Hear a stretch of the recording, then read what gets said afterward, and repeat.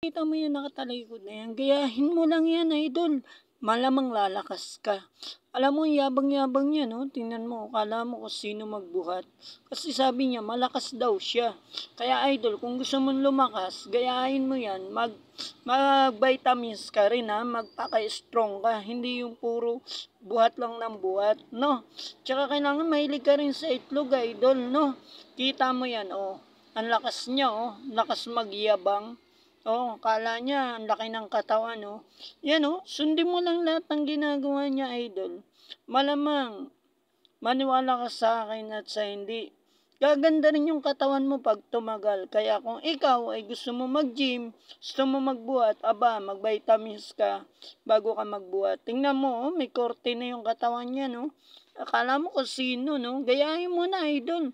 Umpisan mo na ngayon or bukas, no?